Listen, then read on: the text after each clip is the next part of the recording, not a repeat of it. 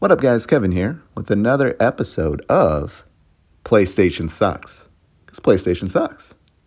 And we're going to tell you why PlayStation sucks. Because today, we found out about something that they're hiding. They're hiding stuff from us. PlayStation is hiding numbers. Why do companies hide numbers? Why would they do it? Why? Probably because the numbers are not good. So this is from Hazard Orgammon, Dragon of Dojima. Got to be a very happy person. There's a lot of Yakuza games coming out. I'm excited. But shout out to this person. Tweeted out, Sony say they have decided to stop disclosing PlayStation Plus subscriber numbers in their financial results briefing. Looking at ways to continue to make PS Plus grow and be more attractive. Last subscriber update was 47.4 million as of the end of March 2023.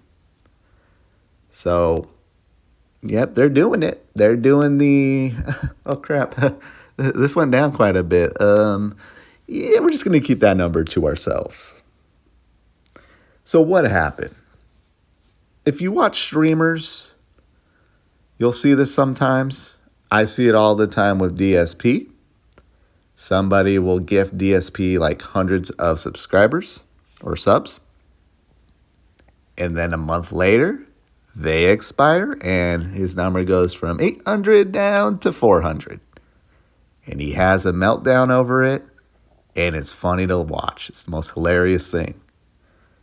That's what happened with PlayStation Plus. A year ago, they started the extra and premium tiers. Everyone was excited. They started adding all these games. And now that it's a year later and everyone that bought that year subscription and didn't turn on auto renew went bye-bye. They went bye-bye. And now it's an embarrassing low number. PlayStation doesn't want to disclose that. So that's exactly what happened here. And PlayStation's like, oh, we don't have to disclose it? Well, we're not. If they want to grow, make it more attractive, you do day and dates. PlayStation's trying to have their cake and eat it too. No, we want to sell you $70 games. But we also want hundreds of millions of people to subscribe to PlayStation Plus when all we're offering is some dusty-ass games you've already played. Now, PlayStation fanboys would make you believe these are great games because every month they make their video and tell you how great it is. But at the same time, it's not day-and-date games. And it's old games you already played. Every now and then we'll get a stray. We're going to get Sea of Stars. Sea of Stars. That ain't it. I'm excited it's coming to PS Plus and Game Pass, but, you know, you got to do the Spider-Man 2s. You got to do the big games like that. You do the big games like that, and you get an extra 20 million subscribers. That's going to pay for itself, but they don't understand that. PlayStation doesn't understand that. Xbox does. Xbox does. So one day PlayStation will wake up and figure it out. That because the thing is, people will still buy the games. The thing about video game subscriptions are a lot of people will still rather buy the game than download it on the sub just because it takes months to beat games. I'm like, all right, why spend $15 a month on a sub to play one game that's going to take me months? I'll just buy it. PlayStation doesn't understand that. Xbox does. So, and that's why Xbox gets annoyed when people say it's not sustainable. It's like, yeah, it is, because people still buy the games, still buy the microtransactions and everything. So PlayStation will get there one day. They'll get there one day. All it takes is, these games that are delayed or, a couple of the games don't slap and their financials take a big hit, then they're going to do it. Whatever Xbox does, PlayStation will eventually get there. And I also think Nintendo will, but Nintendo is really good at what they do. So it will take a little bit longer for Nintendo. But even Nintendo's doing it. They have a monthly sub now, and they keep putting games on it.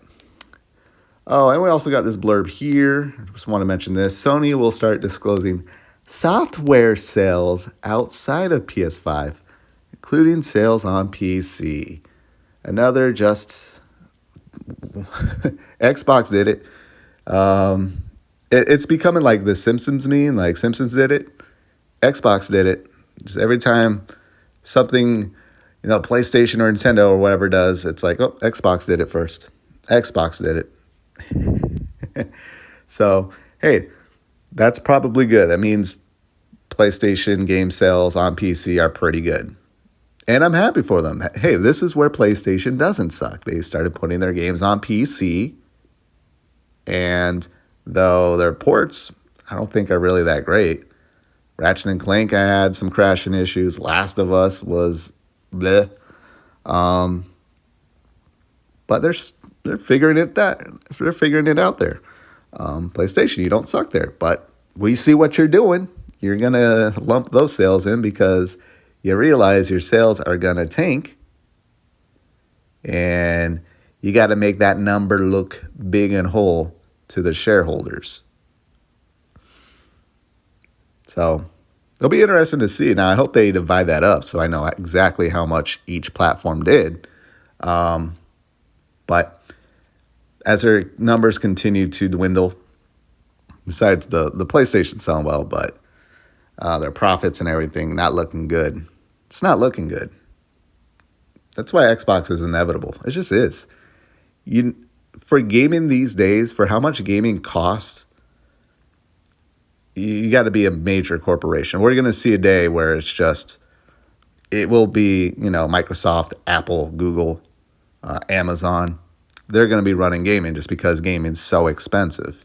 I think Nintendo will still be around because they understand it's just games. We just shut up and make games. That's what they do.